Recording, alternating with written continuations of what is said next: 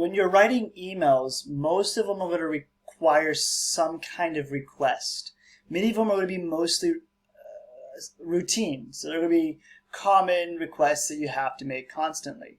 Any email that doesn't come with a request or a call to action, really, they're just informative emails. But you want your emails to be objective and achieve objectives. Therefore, they're going to require a call to action and have requests. I provided details on how to create an email in the PDF file. I'll be sharing this one as well, which covers both of the email aspect as well as the routine request aspect. And it is unfortunately in just PDF format, so I'll have to make some adjustments. When making routine requests, the message must be simple. You should have one thing you really need, or it should be a very simplified thing that you need, like an arching theme. Even if it has multiple elements to it, it should have one idea or concept.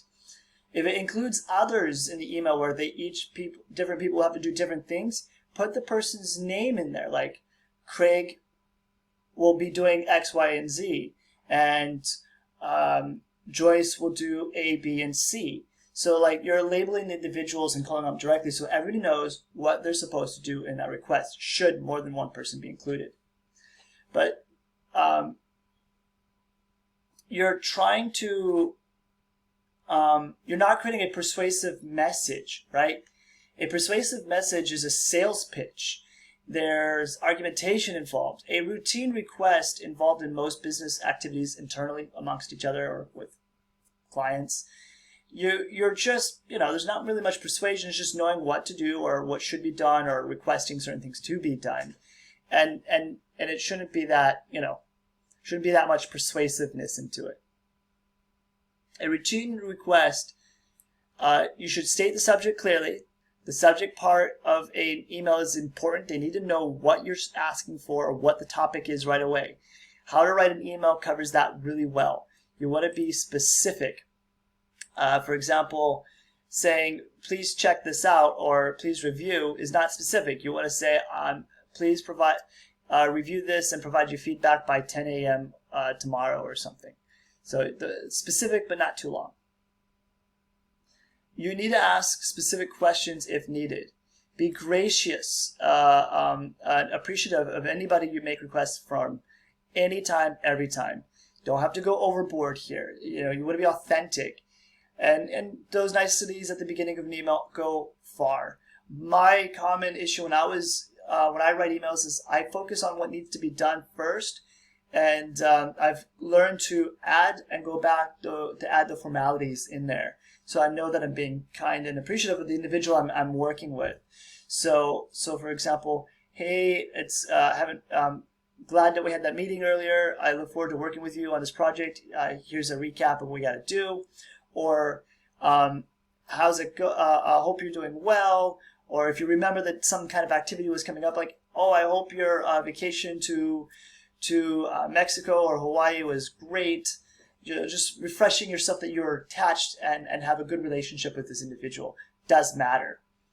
And your call to action needs to be simple and open lines of communication. It shouldn't be demanding or commanding. They're just very simple routine requests that are just polite and straightforward. Signature lines. You should include signature lines. I am guilty of not always having the best signature lines. But signature lines are great once you have an established career position at a particular company. People need to know who you are and what you do at a particular company and how to reach you. For example, my field, sharing my titles is kind of more important, and then just where I work at as well. So, but when it comes to responding to requests, you need to have a subject line. That if it comes back as there's not much you need to redo here. People compartmentalize and remember feeds.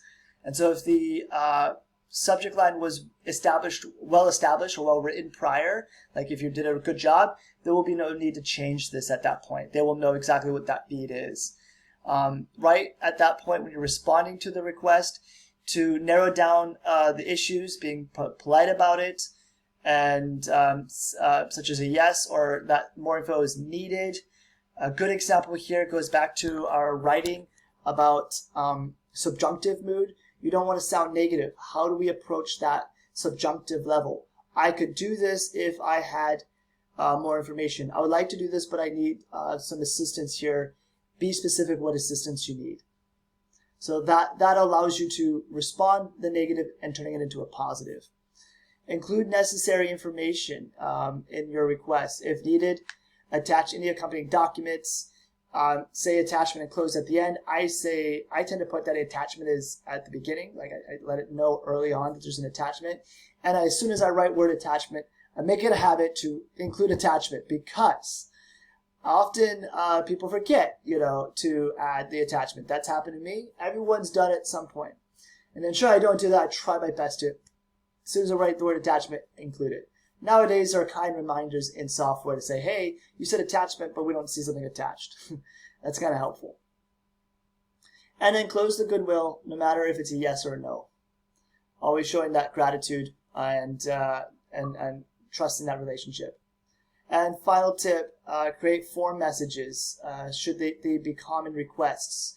If you're an executive assistant, if you're in sales, template messages help you quickly insert messages that you know how to respond appropriately as usual. Good example is you can create a Word document template, but Google and Microsoft now create avenues for you to add templates, and you can just plug and go. That helps you, particularly in meeting company standards to requests. Hope that helps you, because writing an email is a challenge. It's an art, and asking for things to be done is a challenge, especially the younger you are in your career. Been there, know what it's like. Even to this day, I get nervous when I'm making certain requests.